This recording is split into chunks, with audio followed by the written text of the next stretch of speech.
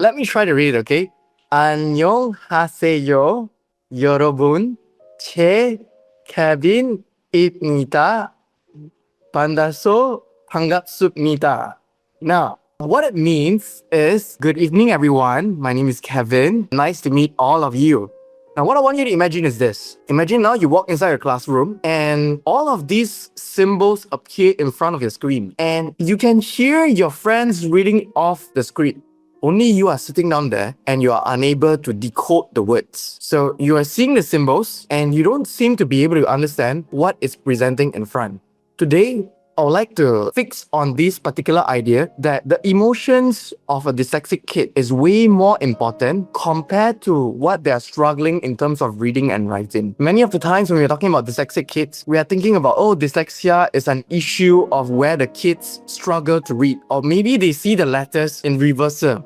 They see CAT as TAC. Or maybe they see that the words are dancing around. But today I would like to focus on the idea that that's not so much of that struggle. In fact, that struggle is not so important. The real issue over here is that dyslexic kids struggle with emotional stress. That stress where everyone else gets to read, but they themselves is struggling with that reading. And if we just go back with the idea to remember that dyslexic kids struggle with reading and they struggle with their confidence every time when they step into the classroom. And that is enough. Because what is more important than them reading is their confidence. If their confidence breaks, they don't even want to try. They don't even want to set this inside their classroom. Let's move on to the next slide. Now, what is dyslexia? And how does it feel to be like dyslexia? To feel like dyslexia, it simply means that you are in a world where everything is built not for you. Because you're living in 2026, where technology is super crazy, then this world is not built for you. Because words or symbols like ABC is not something that is natural. It is human invented. And that's why a dyslexic kid often feels out of place because this world is not built for them. Now, I just want you to look at this particular thing. Try to see what this is all about. All of these are actually English language. And you feel like your brain is fighting itself. And that is exactly like how a dyslexic kid is feeling all the time. So when everyone starts to read, then everyone is saying, we begin our trip at a familiar place, a body like yours and mine. When everyone starts to decode, but you are the only one that is struggling, what you're facing is actually confusion. Now, confusion is the key. The issue is not that it is an eyesight issue. It is not an IQ issue. Because if you find dyslexic kids, many of them are actually very smart. They're very logical. And what they're struggling is that they're struggling to understand what symbol really is. So why does it matter for us to understand about dyslexia kids? Now, statistics shows us that in every 5 children, there's at least 1 dyslexic kid.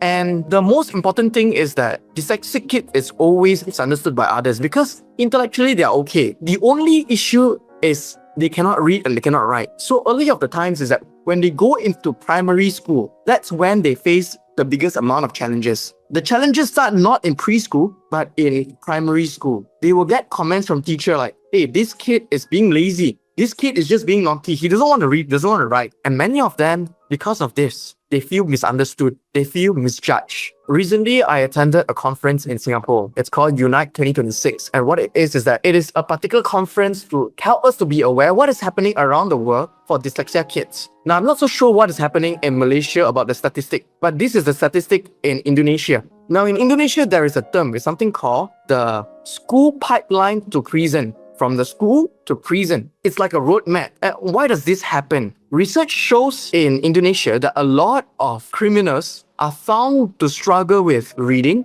writing, and spelling. It is very similar to what a dyslexic kid is struggling. And we can only imagine how they feel in the classroom because when they go to classroom, teacher don't understand us. Students laugh at us. So we become the outcast. Then society casts them out because they cannot get good grades. And eventually, they result in criminal acts. So if we can find out what the child is struggling, if we can customize program for them to help them to cope with our reading system, then we can support their confidence, we can support their emotional needs, and we can prevent things like this from happening. Now, maybe Malaysia has not faced this, or maybe it has, but we don't want to let it to become more and more issue just like this. And so understanding dyslexia matters a lot. And let's find out how the brain works. Now, before we understand dyslexia, what we want to understand is how sound works, how the brain works. As a baby, the first thing what they do is that they start to visualize, they start to see things around them. But then for some time, not only I progress visually, but I start to progress in my hearing. So I'll start hearing sounds. And in this, it's called receptive. It haven't progressed to expressive yet. It's just listening. When the baby is very familiar with listening to the sound, then the baby will try to mimic the sound. So you can play with a baby, let's say around 1 year. 1 year is a good idea that they start with their first few words. You can start to play with them sounds. You will go baba and let them try to imitate the word baba. Then you go mum. You'll try to produce the same sound as you produce. Now, us as individuals, sometimes we take sound production for granted. Sound production is actually something very complex. It requires us to see, to remember the sound, imagine the sound, and then only reproduce. And for dyslexic kids, for them, it's an issue. Because for them, dyslexic kids' sound system got problem. Eyesight got no problem. So let's say you put CAT, right? You point to it, they can read it, that is C. You point next, they can read A. You point next, they can read T. But you ask them to read, then they will tell you it's TAC, not cat. They read it in reversal. So their sound system got issue. Let me explain a little bit about the sound system. Now, in sound system, there is the identifying of the sound. Then there is segmenting the sound. There is blending the sound. And then there is remembering the sound sequence. Identifying the sound will be something like, okay, imagine everything is like you're playing the piano, okay? Or you're trying to sing a song. So identifying the sound, let's say we sing the song Twinkle Twinkle Little Star. So twing is one sound, ke is another sound, li is another sound, te is another sound, and star is another sound. You have to first identify those sounds, and then you have to segment them into parts. Which means to say, you cannot say twinkle little star. You have to go twinkle twinkle little star. But that itself is not enough, because then there is another part called blending the sound. Now, blending the sound is, imagine you put CAT. For us, we read cat straight away. But for them, they will struggle to say k-at. They will say care, or they will say at, or they will just say kt. They'll miss out one of the particular sound when they are trying to read. But if you ask them to mimic the sound, you say cat, they can say cat straight away. But when they're trying to read and they blend it together, that's where they struggle. So let's move on to the next slide. If it is not a vision problem, if it is just a sound issue, why things like sound reversal happens? Why things like word dancing happens? Why all of this happens? We'll find out later. Dyslexia kids, they're struggling with 3 things: reading, writing, and spelling. What is reading? Reading requires visual with sound matching. So I see the letters, I match it with a sound. Now, remember the sound system got issue? So this area, they are already struggling. Reading is struggle level 1. Now we progress to level 2, spelling. Now to spell it, now they have to visualize the symbol. They have to picture the symbol in their brain. And then they have to, with that particular picture in the brain, they have to connect it with the sound. And then they have to produce the sound. So camera, take a picture, match with a sound. Now, camera doesn't take a picture. You have to remember that particular picture with your eyes closed and say the sound. And now here it comes to writing. Now writing is one more step higher compared to spelling, because now you have to actually write down the shape. And that's why we see a lot of dyslexic kids, they write B as D, or D as B, or 6 as, the other side, or S in reversal. They will write these kind of images in a very weird way, because for them to recall the particular position, the particular shape, the particular sound, all of this is very difficult for them. Now, for this part, I'll pass to Dr. Gan to explain to us the human invention called the visual letterbox in the brain. So when we think about dyslexia, it is a very common focus entirely on the challenges, right? But as you can see on this slide, we are taking a guided tour through what I like to call a beautifully, brilliantly wired mind. Dyslexia comes with an entire different architecture thought, one that often brings immense creative and problem-solving strength. To understand the reading system, we first need to define what dyslexia actually is and what it isn't. If you look at this slide, you'll see a clear illustration of our core clinical understanding. Dyslexia is simply a different kind of brain wiring. So let's look at System A. It shows the pathway we typically see in standard readers, where signals travel in a highly direct, uniform manner to light up the word process center of the brain. Wow, look at System B. In a dyslexic brain, it is not broken. The wiring is not broken, and it does not suffer from a lack of smarts or effort. Instead, the wiring is wonderfully complex, colorful, and unique. The signal takes a more circuitous path, processing written words differently. So, before we look at how it impacts reading, let's quickly look at how the brain built in general foundation. Wow, it looks very complicated, right?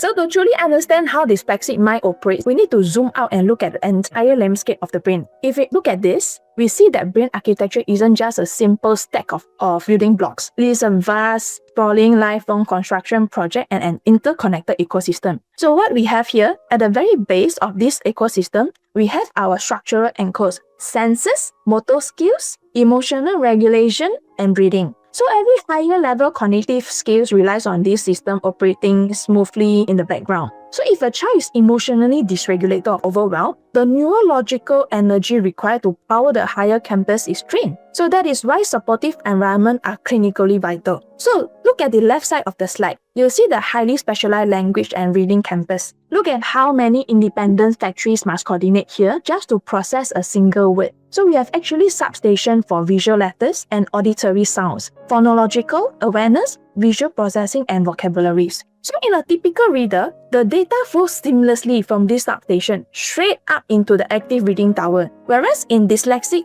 individual, traffic within this specific campus experiences bottlenecks. So the factory has to work double time to assemble the part. But here is where the magic happens. Look at the center of the image, the connection hub. The brain is constantly rerouting the traffic. Because the dyslexic brain spends more time processing within the reading campus, it fires massive stream of electrical data across growing neural pathway over to the right side of the map, which is the problem-solving and logic zone. So this zone houses the decision matrix and advanced memory centers. Dyslexic individuals often bypass this standard phonics pathway and instead recruit these massive analytical zones to solve language puzzles holistically. So finally, we'll notice the unique and widening structure over the far right, the brown color, innovation and creative thinking pathway. So this is the scenic route we discussed earlier. Because the brain's architecture is dynamic, these creative pathways are constantly integrated, modified and strengthened by real-world experience and interaction. So the data doesn't just sit in a reading file, it detours through area of this three-dimensional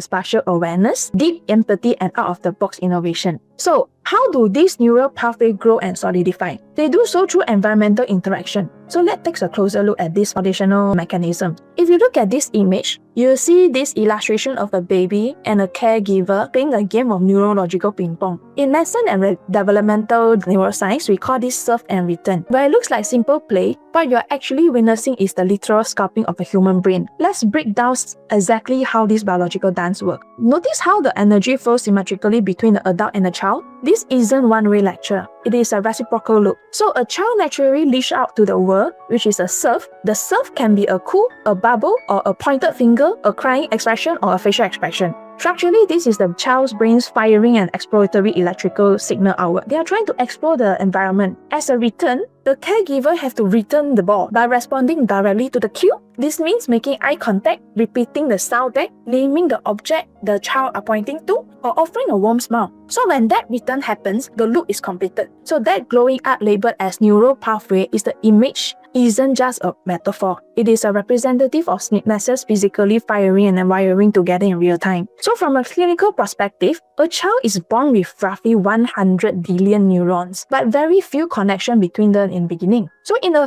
first few years, the brain forms more than 1 million neural connections every single second. But the brain is highly efficient. It operates on a use it or lose it policy. So every time a caregiver returns a serve, they are reinforcing a specific neural connection, wrapping it in protective moulding so signal can travel faster. But if a child serves over and over again, bubbling and reaching out, but there's nothing in return, those neural pathways will eventually wither away and disappear. So that is what we call a synaptic pruning. So without robust serve and return interaction, the foundational scaffolding of the brain is built on a weaker base, making the construction of higher level skill like reading much more labor intensive. So now, how does this relate specifically to our discussion on dyslexia? As we established, reading requires the brain to recruit the left atmosphere language and auditory processing centers. So long before a child ever sees a printed letter, their auditory processing centers are being mapped out by speech. When a parent speaks back to a babbling baby, they are helping the babies to brain map out the distinct individual sounds of human language. That's what we call as phonemes. We know that individuals with dyslexia have a structural variation that makes phonological processing, such as breaking words down into sounds, inherently more challenging. Because of this genetic predisposition, early and frequent serve and return interaction are even more critical for them. So when we saturate a child's early life with high-quality, responsive language interaction, we actually help them to build the strongest possible auditory foundation. So this makes it significantly easier for them to build that phonological bridge later on when they learn to read. In our current digital age,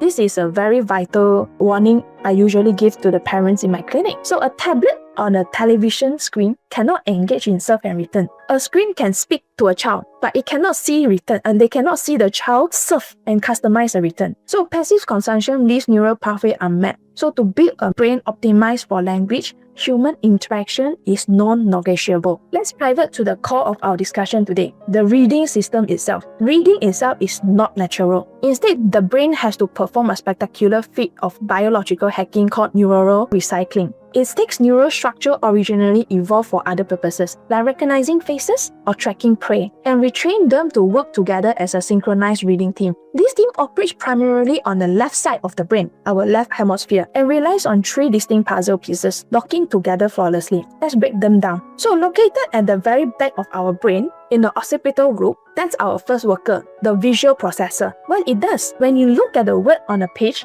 this area doesn't see language yet. It sees abstract shapes, lines, angles, and curves. And this worker's job is to instantly recognize this shape as specific symbols. So this is where they should learn to distinguish an E from an F or a B from a D. So for the standard reader, this happens automatically. But for dyslexic readers, this initial visual processing can sometimes require more cognitive effort. So as the brain works harder to encode this abstract shape in place. Then moving up towards the side of the brain near the ear, that's what we call the temporal parietal cortex. We find the second workers. This is the phonological decoder. The worker is responsible for phonemes. So the distinct sound that makes up spoken language. The sound workers take these visual symbols provided by the vision worker, translate them into auditory code. For example, when the vision workers hand over the puzzle, just now we said about CAT, right? CAT. So the sound worker translate that into auditory sequences. Neurologically, this is where the primary bottleneck occurs in dyslexia. So they cannot blend the sound together. The communication channel between the vision worker and the sound worker is less efficient. So the brain struggles. They struggle to quickly map the visual letter to its corresponding spoken sound. And then finally, the data travel forward towards the temporal and the frontal lobe, where our third worker lives, the semantic integrator. So this worker doesn't care about the shapes or sounds on their own. It cares about context, concepts, and vocabularies. So once the sound code is assembled, this worker instantly match it against the brain's internal library to pull up the concept. So in dyslexia paradox, this is why dyslexic individuals often have incredible comprehension when listening to a story. Their meaning workers, is completely healthy and highly sophisticated. The issue isn't a lack of comprehension. It's simply a delay in assembly line getting the words to the meaning worker. So in a standard reader, these 3 workers don't act as isolated silos. They are connected by a massive high-speed neural superhighway made of white metal tracks known as clinically as the arcuate fasciculus. We call it as a high-speed neural superhighway. Information zips back and forth between vision, sound, and meaning at a lightning speeds, allowing for fluent reading. Whereas in a dyslexic brain, neuroimaging reveals that this specific superhighway has a lower structural integrity or less density. So that's why the workers are all highly capable, but their communication line is a bit like our Wi-Fi sometimes, but a bit laggy. So as a result, the assembly line has to detour, forcing the brain to invent alternative pathway to get the job done. So what does the brain do when its primary language highway has a bottleneck? It adapts. It reroutes the traffic to the right hemisphere. So what the right hemisphere do? The right hemisphere doesn't care about sequential details, rigid rules, or decoding individual phonemes. Instead, it processes information holistically. It looks at the big picture, handles spatial awareness, recognizes phases, and drives deep metaphorical thinking. So because the left hemisphere's automated route is less accessible now, a dyslexic individual's brain actively recruit massive region of the right hemisphere to help decode the text. The left hemisphere they cannot do, they need a lot of other help. So they pass it to right hemisphere, as illustrated in the previous sprawling brain architecture, right? The reading signal travel across the brain into the problem-solving zone and innovative loop, still remember? So instead of neatly sounding out a word using the left hemisphere, a dyslexic reader will often use their right hemisphere to analyze the shape of the whole word, look at the context of the sentence, or use accompanying pictures to guess or deduce the word's identity. The signal has to physically travel a longer distance, crossing back and forth between the hemispheres. It passes through region of the right brain that manage three-dimensional visualization and global logic. So you realize dyslexic kids, they are usually more creative. So because they use a lot of right hemisphere. So this hemispheric shift explains the unique paradox of dyslexia that every physician and educator observe. Well, because the right hemisphere was never structurally designed to decode abstract text itself, using it to read will require immense cognitive energy. This is why dyslexic readers experience rapid fatigue. They get tired easily, slower reading speeds, and decoding errors. They are using a creative, big picture engine to do a repetitive and analytical job. But at the other side, what is the benefit? Because the dyslexic brain spends its entire life constantly routing the signal through the right hemisphere, this creative network gets heavily exercised. So this alternative wiring builds a brain that is incredibly strong at macro level thinking. They are the benefits over the right side. So macro level thinking,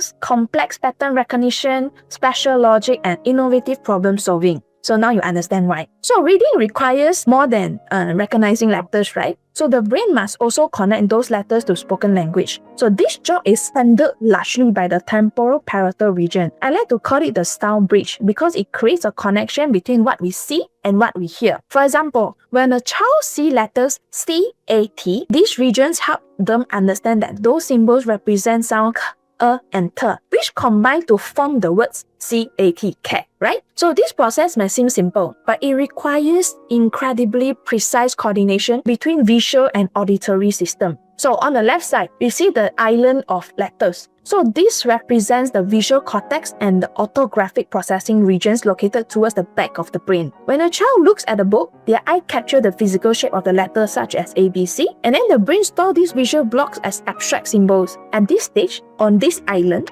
the squiggles on the page have no sound, no meaning, and no linguistic value. They are simply geometric patterns. So over the right side, we see the island of sound. So this represents the auditory cortex and the phonological processing centers located in the temporal lobe. So this island is fully formed and active long before a child ever goes to school. It houses speech, vocabularies, rhythm, and spoken sound. So when we talk to a child, this island lights up instantly. It knows exactly what the spoken word apple or cat means because it processes the acoustic wave of oral language. So the core miracle of reading is what happened in the middle of the slide. The workers manually carrying blocks across the bridge. In neurology, we call it the grapheme to phoneme mapping. The process of translating a visual letter into a spoken sound. So this bridge is built like a massive multi-lane concrete highway, like our north-south highway. So the workers can sprint across it at lightning speed. So the moment the eye see the visual blocks, the brain instantly flashes across the bridge and fires the spoken sound A. Okay? So this transfer happens so rapidly that it feels completely simultaneous. But the bridge is wired differently in dyslexic individual. Instead of a rigid automated highway, it functions more like a swinging road bridge. You know, the national park bridge that we like to walk around? It's like a swinging road bridge. The pathways are longer, less direct, and require immense conscious effort to cross. So this immense conscious, the worker must carefully carry each visual letter block across this fragile path to find its matching sound on the other side. So it uses up more effort than the non-dyslexic kids. So traffic slow down. Blocks occasionally get drops or scrambled, and the entire operational requires significantly more metabolic energy. Now, let's explore what happened once a standard reader moved past basic decoding and achieved reading fluency. We turn our attention to an incredible piece of neurological machinery that we clinically call it as visual word form area, VWFA.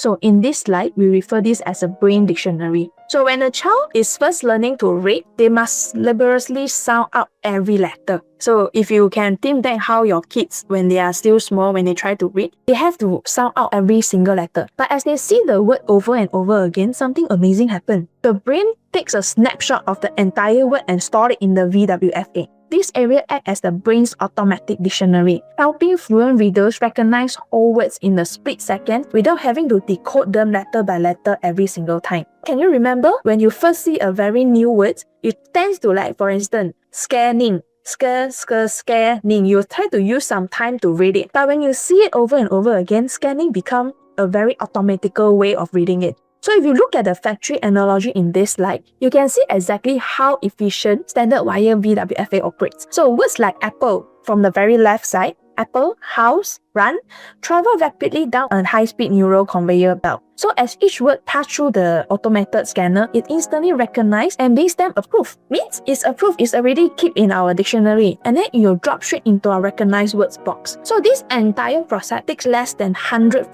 milliseconds only. So it requires virtually no conscious effort, leaving the rest of the left hemisphere entirely free to focus on the higher level meaning of the text. So look over at the left hemisphere section. Notice the label pointing to the reduced VWFA in dyslexia. So in a dyslexic brain, neuroimaging constantly reveals a structural and functional difference. This automatic dictionary area is a bit smaller or shows significantly lower neural activation. So a high-speed conveyor belt isn't running at a full capacity. Because the dyslexic brain cannot rely on this automated shortcut, it cannot instantly recognize whole words on sight. So every time a dyslexic individual looks at a word, their brain has to put in extra work, leading us directly to the core paradox of the dyslexic mind. So what happened in dyslexia? Brain imaging studies show that dyslexic individuals are not less intelligent and do not have damaged brains. Instead, they process written language differently, like I mentioned just now. So the typical reading pathway may be less efficient, particularly in regions responsible for rapid sound symbol mapping. So as a result, many dyslexic readers rely more heavily on frontal brain areas associated with conscious problem solving and effort. So imagine you driving on a highway, especially nowadays, the Simpang Renggam there always got fixing road, right? Kept me jammed there for 2 hours. So on the highway, there's a partial close. What will you do?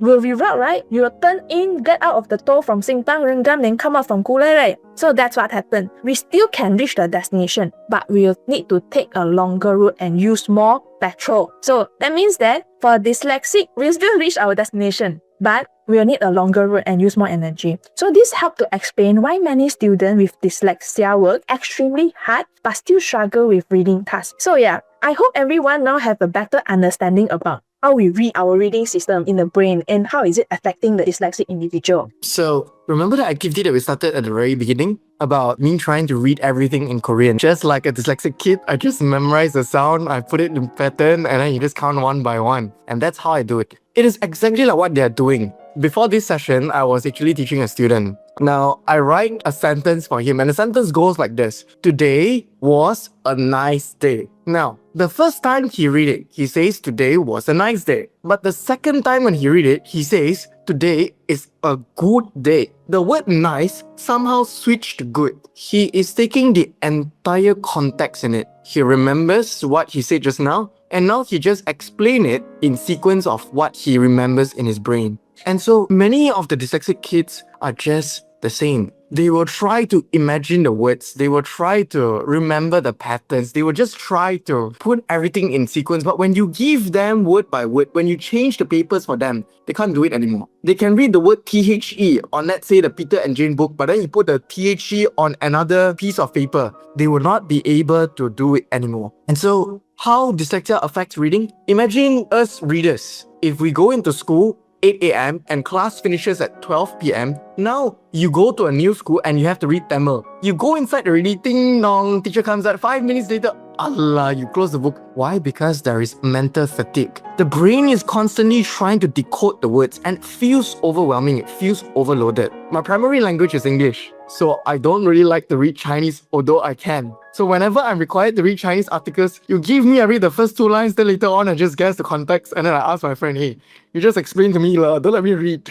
And that is the same for dyslexic kids, except for it's not only English, it's not only Chinese, it's not only any language they're in. but it's actually throughout all the symbols that they're struggling with. And dyslexic kids, the moment they see symbols, 5 minutes later, they feel straining. And I have students that come to me, they will read until they cry. And as a teacher, when I see them crying, and I understand what is happening behind their brain, the only concern I have is that how can I make the task more engaging for them? How can I make it easier for them? Because this thing called reading seems so easy, but to them, it's a whole new world to understand. Let's say if you're taking a driving test, you start to see the symbol. They put a winding road. Maybe it feels a different kind of thing for them. And for them, everything is different. Imagine they go to the toilet, they see male and female. They don't even know what is it. What they will do, they just see the picture. No picture, it's harm already.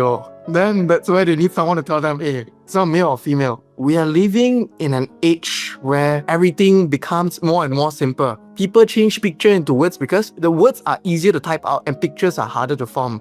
And for them, everything is confusion. So when they're trying to decode everything, they have mental fatigue. Then when you repeat it so much, they get stressful. Because what they're telling themselves is not only that I cannot recognize this, but it feels like I'm useless. No matter how hard I try, reading makes me feel useless. And that useless feeling is not something that is nice, You take a bird and put it in the sea, the bird is not using its potential. And you put a fish in the sky, and the fish is not using its potential. It's the same with dyslexic kids. You put them in a zone where they're not used to it. They will just feel like they're useless. It's because they are in a whole different environment that is not catered for them. And so not only does it affect their mental fatigue, not only does it affect their feeling of uselessness, it greatly affects how they see themselves before they even walk into a classroom. And understanding is something very fun, Let's say if I finally understand a concept, me as a teacher, when I learn a new concept, I appreciate it, I will internalize it, then I'll see whether I can use it for the next thing. For them, their comprehension is also struggling as well. Now, let's go to our activity in the next slide. And I just want you to take some time to see this particular slide. And I want to try to understand this. This is actually a story that I took it from somewhere. So if you can read this in a story base, then you would be able to understand what this is all about. With our non-dyslexic brain, let's try to blend it. Once upon a time, there was that little girl how live with a murder. So a murdering is happening somewhere here. This little girl often worry, hard and furrow this raisin pimple, how drawn ladle, red rotten heart. It feels alien to us. These entire exercises tells us something. First, they're struggling with decoding, but because their decoding has issue, their comprehension has issue as well. Now let's see what this entire passage is all about. Is there a murder in this particular story? No, let's go. Once upon a time, there was a little girl who lived with her mother in a little cottage on the edge of a large dark forest. This little girl often wore a little red cloak with a pretty little red hat. And for this reason, people called her Little Red Riding Hood. It feels so easy, it feels so relaxed because it is almost automatic for us. But for them, they try to decode and they try to understand. And when they cannot understand, it feels frustrating. Now, learning is fun. Students enjoy learning. Dyslexia individuals love learning. If you take away ABC for them, they enjoy it straight away. They will ask you, what is this, what is that? In fact, their mouth almost cannot stop. Dyslexia kids love to talk a lot. But what is not fun? Being laughed at is not fun. Repetition of failing isn't the problem. It is every time when they are repeating and they are trying and they fail, they're getting punished for what is not their fault. They're getting judged as what is not their fault. They're getting laughed at and what is not their fault. They're born with it, and people just around them don't seem to understand what they're struggling with. And that is the worst part of what a dyslexic individual can face. So how do they really feel like? They will ask question, why is reading so hard for me? They will always tell you that, these things don't make sense to me. I have kids, students, most of my students, I would say 90% of them, the first session that they came with me, usually because their parents want, okay? So father said, okay, my child's struggling, can you please help? So the first session, you will hear the father saying, or the mother saying, hey, come lah, you read a little bit, later I buy ice cream for you. Oh, 10 minutes only, 10 minutes only. Later on, I'll let you go and play iPad. But then, despite all of this, you will still hear the kids saying, I don't want reading, I don't want tuition, I don't want spelling. Very tired, enough already. Despite all of this motivation where for us, they still feel like, the trying and trying again, that years of failing. Usually parents will come to us around mid of primary 1 or around primary 2 or 3. And it's already a long period of time where they have to repeat this every single day. They walk into a classroom, first thing they're thinking about, okay, friends are all over there. Now they're gonna compare me with all of my friends. Next, okay, teacher is gonna come out with the thing on the blackboard, and if I cannot read, if I cannot guess that particular word, I'm gonna get punished. And when I get punished, it's still not enough. Daddy will get phone calls, and teacher will say, hey, you're a girl or you're a boy, very bad at reading and spelling. Go back home, practice ejaan with him.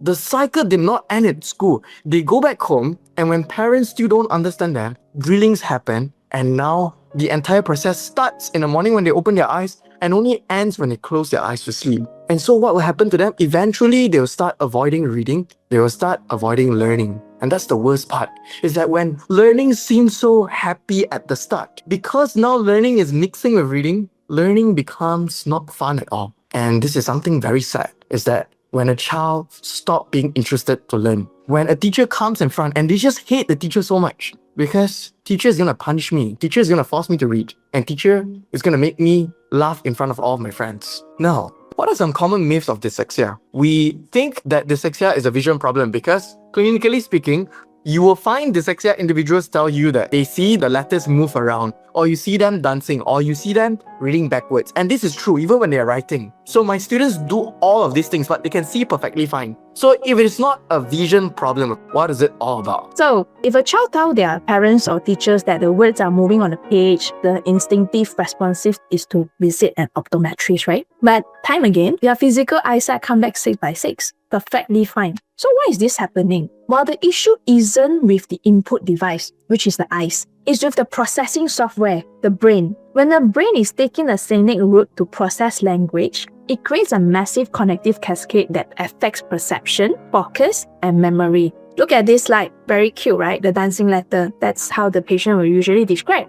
Because of the unique visual processing pathway in the brain, the neural signals carrying the visual data travel at slightly variable speeds. So because the brain struggles to quickly stabilize and sequence this rapid timeline of visual input, words on a page might sometimes seem to be blurred, crowd together, or literally dance around right in front of the reader. So the brain is working so hard to map the shape to sound that the actual spatial stability of the text is temporarily compromised. It is an integration delay, not an optical defect. So let's imagine our kids' reading system as a digital camera setup. Your child's eyes are the top of the line multi-million pixel camera lens. When they look at the book, that lens takes a crystal clear, flawless, high-definition photograph of the words. So this is why the optometrist will say their eyes are perfect, but the hardware is actually okay. But now, the camera has to send that perfect photo files to a computer program to be opened and read. So this program is the brain language processing system. So in a dyslexic brain,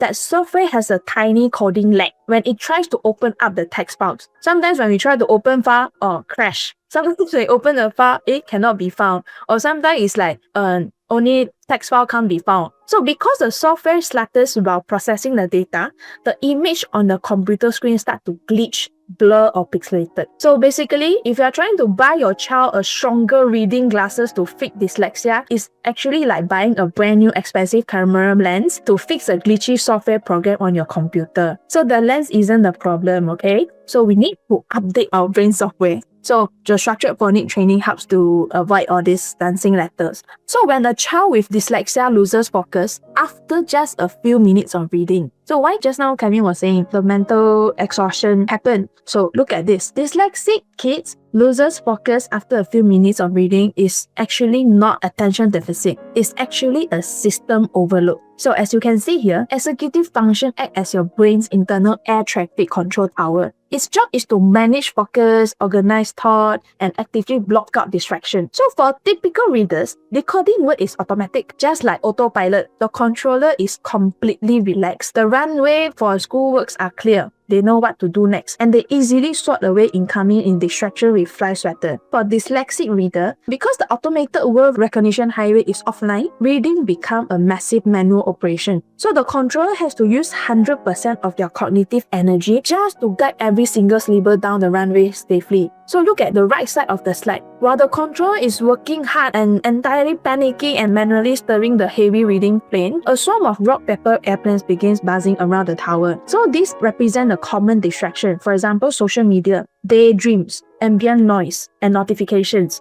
So because the controller's hands are completely full managing the text, trying to decode, they cannot grab the sweater to block out this distraction. So the paper airplanes breach the tower and the child's focus shatters. They look away. They start to abandon the book. They start to feel frustration because their command center has suffered a total system overload. So this creates a vital clinical distinction between the true ADHD and dyslexic fatigue. A true ADHD is a tower that is naturally unfocused all the time, but dyslexic fatigue is a tower that works perfectly during creative tasks but instantly crashes under the immense manual energy required to decode text. So to fix it, we can actually tell the kids we must clear the child's runway by removing physical distraction and also chunking the reading times into short, manageable intervals. So this brings us to our final piece of the puzzle, the working memory, which is perfectly illustrated here as the mental sticky notes. So working memory in the brain's temporary scratchpad, it is a short-term holding zone where we retain small bits of information while actively working on a task. So some people can multitask because they have a big capacity of these mental sticky notes. But in dyslexic brains naturally tend to have structurally smaller mental sticky notes. Think about what it takes to read a single long sentence. You have to remember the sound of the first word, hold on to it, decode the second word, hold on to that, track the punctuation, synthesize the overall meaning. But because of the dyslexic brain sticky note is smaller, it quickly runs out of space, making it exceptionally hard to hold on to multiple complex instructions or words all at a time.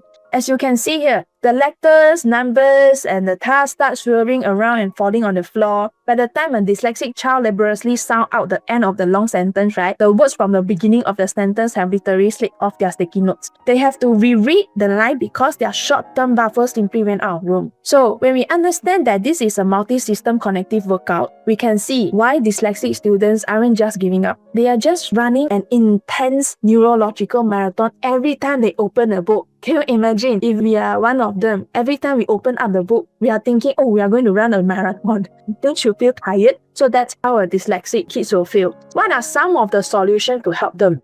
First, we have to understand dyslexia is not caused by poor teaching skills. And a lot of people, when it comes to dyslexia, the first thing is that, okay, I send my child for intervention, means I send him later. Maybe 1, 2, 3 months later, he'll see progress. But I would say that the very first thing that we want to do is observing the child. Observations is more important than providing information. When we want to teach a particular subject, there are actually 3 important things that we have to remember. Number 1, teaching is that when we understand the child. What is the child's weakness? In this case, the child's weakness is reading, right? What is the child's strength? What does the child likes and what does the child dislike? Maybe this child likes to sing. Maybe this child likes to draw. Maybe this child dislikes movement games. So we have to record down a profile. Observe the child first before we even teach phonics. Before we even sit them down to do any activity, we have to understand a child first. What I do every time when I'm going for assessment is that when I go and sit down with the child, I like to take out a board game and play Jenga with them and I purposely lose. Because what I want to test is that, can a child understand the building concept? Can he place blocks around and form a structure? Put balancing point and check and notice to see which particular area will that particular block fall down. And this tells us the cognitive level of that particular child. He will try to trick me or she will try to trick me, and then later on they win, they'll be so excited. Oh, Teacher Kevin, you lose, ha ha ha.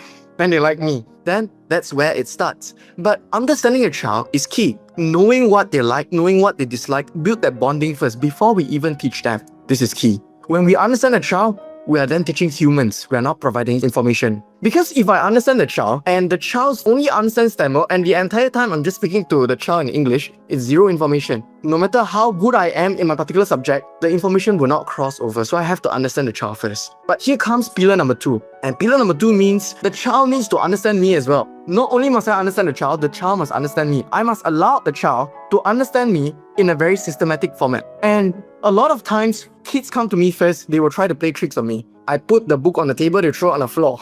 And what they're doing actually, it's not that they're trying to be cheeky or anything, they're actually trying to study me. They're checking to say, hey, will Teacher Kevin shout at me? Will Teacher Kevin get out and pick up the book? Will Teacher Kevin ignore me and continue on with anything? Will Teacher Kevin not notice that the book dropped down? That child will want to understand what will Teacher Kevin do. And so allowing the child to understand us is also another key point when it comes to teaching a child. And when they understand us, it has to be consistent. If the first time they throw the book, I pick up, Second time they throw a book, I don't pick up. Then the child will get confused. Next time, what will they do? They'll throw the book again to test again. I throw 10 times and see how many times they pick up. Because this teacher not so consistent. But if I throw 10 times, teacher Kevin just ignore me and ask me to do my task. No point for me to throw the book. Just pick up myself and let's do the task. Then later on, teacher Kevin will play the game with me. The child needs to understand us systematically. And only then is the particular topic. In this case, OG method, phonics, whatever you call that. Let us try to understand the child first. Let the child understand us, and only then comes the topic. Because it is not about poor teaching skills that the student cannot learn. It's not about their laziness or low motivation or their low intelligence. Students can appear to be very inattentive. I have a particular student.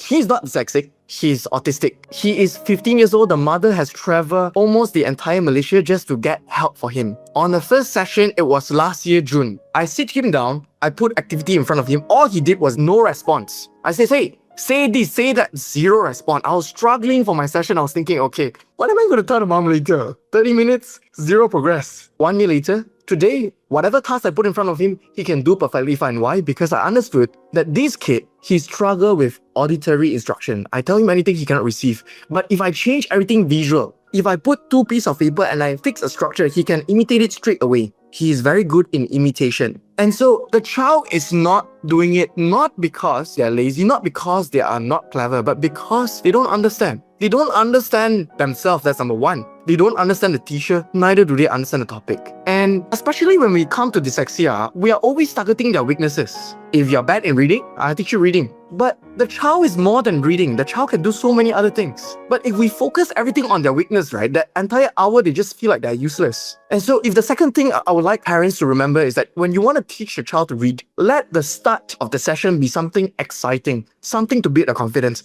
Play a game. Now, in terms of blending game, right, at the cat, I always play with them something called the sound game. And I'll ask them, hey, can you tell me the sound of a cat? Then they go meow, sound of a dog, woof, sound of a cow, moo. Now, I want you to say cat, dog, cow in their sound. And they go meow, woof, moo. And that is blending. But it becomes a game. It becomes more interesting and it's something that they can do. It's something that they can relate. Make your session, if you're going to sit down with your child to study with them, let the start be something very light, very easy. And then after, let's say for 10 minutes, now you give them about 5 to 10 minutes about something that is difficult. That's where your phonics comes in. That's where whatever you want to do comes in. That's where your homework comes in. If it's spelling, that's where the spelling comes in. Then always end it with a good memory. End it with something that are confident again. So you start with them being confident and you end with them being confident, because the most important thing for a dyslexia kid is not reading. It's their learning confidence. So build their confidence at the start. Let them learn that particular topic just a little bit, because that's their struggle area. But let them understand that I can do it. I can do this and I can do this. It's just this area I'm struggling with. And that's what we want to teach your child, is that you're not useless. You're just struggling in this area. And that's why mommy and or daddy or teacher is going to sit down with you to teach you just a little bit about that. But look, you can do this and you can do that. And you are more than reading. You're more than spelling. And you're more than writing. Dyslexic individuals needs more of this encouragement. They need to understand that they are not useless. So with that, this is a fun game that you can try with people that you know. And I call this stress on the word in purple. At this point, they should be able to read a few words already. And so this is what you want to do with them. You just go through them and tell them to highlight particular words. And what we want to teach them is that reading is not just plain reading, but reading has a meaning. So for example, if I said, I didn't say you painted my cat, it's simply just me reading it. But now if I stress on the word didn't, I didn't say you painted my cat. Maybe I show you that you painted my cat. Maybe I did something else to show you that you painted my cat, but I didn't say it. It's not about say it. And then if you stress on the word you, I didn't say you painted my cat. Maybe your mother did, maybe your father did, maybe your sister did, maybe your grandmother did, but I didn't say you painted my cat. So we start to make sense to the kid. And this becomes very interesting for them, because when you're teaching reading to a dyslexic child, what they often like is that moment of pause. You give them a word, you show them, you tell them the sound. Then you take the word away and then you explain to them. You tell them a story. Let them link to that story and they will remember, not that word shape. For the particular student that I just finished off just now, he loved his best friend. His name is F and the friend's name is R. So that particular word I want to teach him is the word with, W-I-T-H, and he struggled with it. And so every time when I'm explaining to him, I'll say, okay, hey, F, you and R, you are R. I will blank the with. And then he will remember the word with because I've explained it to him before. And it's something that he likes, something that he relates, and he remembers that story. And so if you want to teach that kid, teach them in a game. You let them read something, play it with them, emphasize on story basis, and they will enjoy the lesson more and more. So reading is more than words. There are commas. Look at this panda bear. Eats, shoots, and lives. Sounds very innocent, right? You put a comma over there and you put an N over there. Let's say you tweak it a little bit. This cute panda bear becomes a mafia. Let's go to the next picture. The panda only eats and then he shoots. And after he shoots, he doesn't clean up the body, he simply lives. And commas makes a difference, but to them, it makes no sense. But when you show them all of these things, you show them how commas make sense, they will laugh at it, yes, but they will remember it. Because their brain is so logical, they can catch it very fast. Learning becomes exciting to them. Help the child make sense to what they're reading and not drill them to remember the sound. Let their brain make sense to what letter A means, what letter B means. Can a dyslexic children learn? Yes, even in writing B and D can. The way I always tell them B and D is this. A B is a boy with a big tummy, and a D is a duck with a big butt. And so for the first few sessions, always when they're starting to write, when they're coming to the B or the D, then they will tell me the story. Okay, so teacher Kevin, the B is a boy with a big tummy, or the D is a duck with a big butt. And these are concepts they're teaching the children to draw it out, to visualize it. And their visual skills, their logical skills is very high. Dyslexia individual can learn because their brain is actually very clever. How we use? We call that phonics. Phonics is the best way. But actually, it's quite debatable, Phonics should go together with sight words. So if you want to teach a dyslexic kids, teach them both at the same time. In the OG method, we will introduce them both at the same time. We show them sight words and we teach them phonics and put them both together. Because some words cannot be explained in sounds. For example, the word the, the. However you spell it, there is nothing to do with phonics. It's just the. And in phonics, we call them a schwa word, a lazy word. So show a child what is sight words and show a child what phonics is. And when you blend these two together, they can learn quite well. Now, as a teacher, I always want to know what is inside their brain, how they learn, and what affects them. These are more important than what I have to say.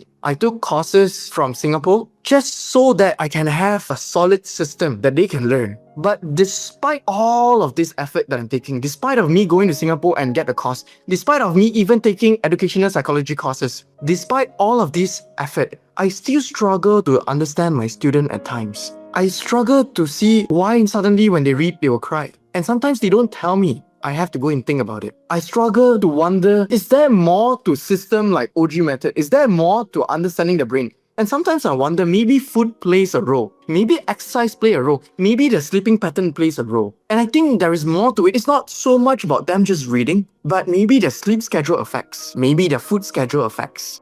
For now, I will roughly go through what the parents should know about some of the factors that can actually help our kids. So I always remind the families that the brain does not operate as in a vacuum. It is a biological organ, meaning that sleep, exercise, and lifestyle factors fundamentally impact how its neural pathway fire. So let's look at how we can optimize this entire system. While we cannot talk about neural wiring without talking about how we feel it, proper nutrition plays a massive role in powering the brain. So let's take a much closer look at this concept of brain flow from a clinical perspective. You can see this pump feeding premium nutrients directly into a brain filled with intricate gears, wiring, and electric currents. We often talk about the brain as a connective processor, but you must remember it is also a metabolic engine. It consumes roughly 20% of the body's total energy. So when the brain is running on this processing, manually decoding text, straining its working memory, and overworking its executive function, its metabolic demand spikes drastically. So proper nutrition literally powers this engine, keeping the visual and reading pathway running smoothly. So the three main important nutrients. One is omega-3, specifically for EPA and DHA, because the brain is fat. About 60% of the human brains is made of fat, and massive portion of that is actually omega-3. And omega-3 are the primary building blocks used to create myelin. Remember just now when we talk about myelination that helps electrical data in our brain to fire up? This myelin protective coating that actually wraps around our brain's wire. Think of a myelin like the rubber insulation on our electrical cord. So if in dyslexia connection, if the insulation is thin, electrical signals leak out and slow down, compounding the natural streaming lag we discussed earlier. So high-quality omega-3 ensure that the long cross-hemispheric route in a dyslexic brain stays as highly insulated and fast-firing as possible. So next would be the micronutrient zinc. You notice that the tiny cork seeds and grain flowing into the system in the picture? So this points to critical micronutrients like zinc. It acts as a vital cofactor in creating neurotransmitter, the chemical messenger like dopamine and serotonin that allows the brain internal air traffic control tower to communicate. Zinc sits heavily in the synapses, the gaps between the brain and brain cell, and it regulates how tightly neurons can bind together. So without enough zinc, the gears of the reading network structurally grind, making it even harder for the brain's workers to quickly cross the sound bridge. Finally, the chart emphasized absolutely necessity of steady blood sugar. So, neurons cannot store their own energy, so they rely entirely on the second-by-second delivery of glucose from the bloodstream. So when a child eats refined sugars or highly processed carbohydrate, their blood sugar spikes rapidly and then crashes. So, people like us, if you want to go for the next session after lunch, then during our lecture during our uni life, we always feel like dozing off, right? So for standard readers, a sugar crash might just cause a bit of yawning. But for dyslexic crash, those whose reading system is already running at 100% capacity, a drop in blood sugar instantly drains the power supply to their mental sticky notes and control tower. So they don't just lose focus, their ability to decode text completely stalls. So when a child is struggling with reading, our immediate reflex is to prescribe more tutoring, right? But as a doctor, I look at the clinical baseline first. If a child is chronically sleep deprived, eating an inflammatory diet high in sugar and low in essential fatty acids, their brain is trying to build a complex reading highway out of the black cupboard. So before we doubt the tutoring hours, we must optimize the biology first by introducing the right nutrients, reinforcing mineral intake and stabilizing their blood sugar with complex grains and proteins. So we provide the raw physical resources to their beautifully wired brain, and that's how they can perform at their peak performance. So let's condense the science behind the fast pathway shown in the slide here. Just a little bit about this magnocellular theory. So what is this magnocellular theory? In dyslexia, is rooted in the timing delay within the brain rapid transit system. So when we read, the brain split visual information into two distinct tracks, like the new train from JB to KL, right? The detailed train that process low static element like color and fine shapes. But the magnocellular pathway is the fast bullet train responsible for the rapid timing, motion detection, and also scanning text.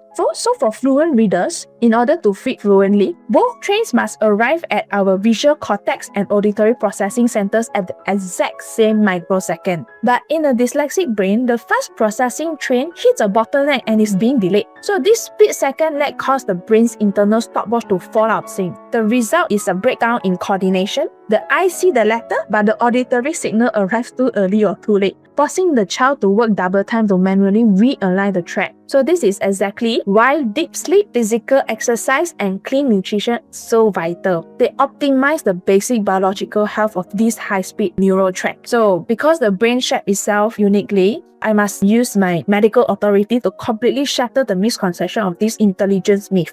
Again, dyslexic kids has absolutely zero correlation with a person's intelligence. Individuals with dyslexia frequently possesses average or exceptionally high IQs. As the balance scale shows here, well, their mechanical reading and decoding speeds might be a bit lower on one side, but it is heavily outweighed by immense strength in high IQ, advanced abstract reasoning, and deep problem solving on the other side. So if you are parents or educator guiding a child through this journey, please take comfort in the data shown in this slide, as what from the very beginning Kevin was saying. Up to 1 in 5 kids have this. So it is not a rare medical anomaly, it's common. When a child is identified with dyslexia, they are immediately placed in brilliant world-changing company with some of the greatest innovators, scientists, and creators in human history, like Richard Branson, Steve Jobs. They are all the greatest innovators in current era. So to ensure these children thrive, early identification is key. So as shown here, early red flags can reliably appear as early as preschool, but we often notice when they enter into primary school. So let's see, what can we look out for? We can look out for children who constantly struggle with simple rhyming or blending sound together. Notice if they experience distinct, ongoing difficulties simply learning and naming the letters of alphabet. And always check the family tree as well, as having a known family history of reading differences is a very strong biological indicator. So in preschool years, warning signs can be include in difficulty learning, nursery rhymes, recognizing rhyming patterns, or strong resistance to drawing and writing activities. Whereas in kindergarten, children may struggle struggle to connect letters and sound or avoid reading activities together. So when we spot those early signs, the next step is a formal developmental evaluation. However, an educational or clinical evaluation is never a rigid test that a child passes or fails. Instead, it is an empowering roadmap designed to help us navigate past their unique challenges and discover exactly how their brilliant brain learns best, ultimately unlocking a treasure chest of tailored educational strategies. So I like this picture a lot. Well, much of today's discussion has focused on challenges, but we must also recognize their strength as what Kevin said just now. We must always remember that dyslexia is a package deal. It brings real mechanical challenges, but it's also delivered incredible mental superpowers. So the possesses natural out-of-box creativity, highly advanced 3D spatial thinking, and a remarkable ability to see the global picture that standard readers completely miss. I always think why a lot of dyslexic individuals always excel such a big success in life. Because they always think out of the box. They always focus on the big pictures. Because they always use their right hemisphere a lot. So our goal here should never be to define a child by their difficulties. Instead, we should identify their strength or providing support for areas of challenges. To unlock those superpowers, we simply need to equip these students with the right tools for success on their cognitive and utility belt. For example, structured literacy, giving them explicit systemic phonic instruction to stabilize their reading bridge, audiobooks and technology, utilizing headphones and text-to-speech technology. They can learn high-level concept without being bottlenecked by decoding, or even give them some extra time, providing them an hourglass of extra time on assessment to comfortably accommodate their brains longer, cross-hemispheric scenic route. With this accommodation and an understanding heart, I believe that dyslexic thinker can achieve absolutely anything they set their mind to. As a doctor, I can look at brain scan, I can check visual pathway, I can write out a diagnosis. But a clinical diagnosis only tells us what is happening. It doesn't change a child's tomorrow. The real transformation happens in day-to-day practice. And this is exactly why a specialized coach is absolutely best person to help your child thrive. So parents and teachers, if you want to turn this unique brain wiring into your child's ultimate superpower, you don't need a medical miracle, you need the right coach.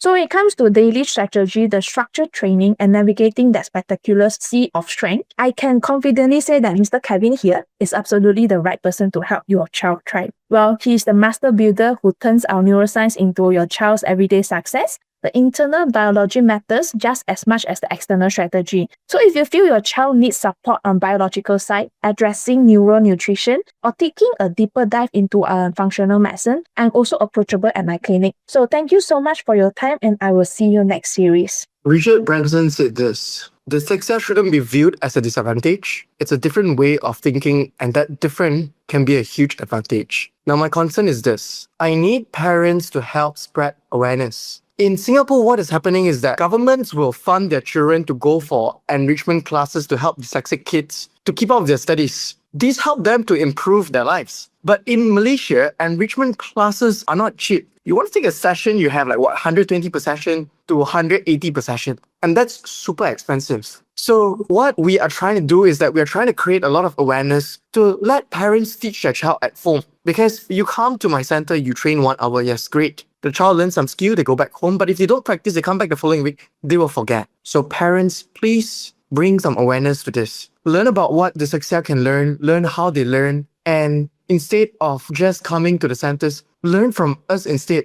Give us a chance to reach out to you, to teach you the method so you can teach them at home. And when you repeat those sessions at home, they are getting extra sessions from you. And they trust you, they love you, the trust is bigger, and their learn will be faster. Why are classes so expensive? Because educators are finding for resources, and all of these are not cheap at all. And so what we hope is that when parents help us to build awareness, when you spread around to government schools, when you spread around to teachers around, when more people become more aware of what dyslexia is all about, we can form an association just like in Singapore. Instead of having Dyslexia Association of Singapore, DAS Academy in Singapore, we can have Dyslexia Association of Malaysia, where government will support dyslexia individuals in their studies. Instead of parents have to come up with their money. It's not cheap at all. I think reading, writing, and spelling is something that everybody can have for free. I would like, in my very best, to try to make it as accessible as possible. We try to create awareness talk. We try to create a lot of training sessions, all free of charge for parents. And what we hope is that parents can take back all of this information and use it with a child. And if you need extra help, come to us. We can give session to your child, yes. But while we are giving, we hope that you can stand by us, understand how we do it, and practice with your child at home. And with that, also pass on a message to another person. When more people know about dyslexia, when more people recognize that this is a problem, we hope to maybe just touch the heart of the government to bring a solution for parents and the children. I would like to encourage parents that your child is not alone. You are not fighting the battle of dyslexia alone. Us teachers and doctors are fighting alongside with you. And if there is anything, reach out to us. We hope in our best strength to support them. I want to leave a note with this. Many times when it comes to teacher report day, the question comes to us is that why is this child giving us a hard time? Why don't want to read properly? Why don't want to spell properly? Why don't want to write properly? Why is this child giving us a hard time? But what I would like to remind is this, is that the child is not giving us a hard time. The child is actually having a hard time. And they don't know how to express this to us. And if we just take a chance for them to speak for themselves, to understand that they are more than reading, that they are more than writing, that they are more than spelling, we can support them better and their life would be easier. Maybe they still struggle in school, but when they come home, they feel all the love that they need. And if there are teachers around, and you know that your student is having a dyslexia situation, build session for them that is more interactive and engaging, and they will love you more than anything.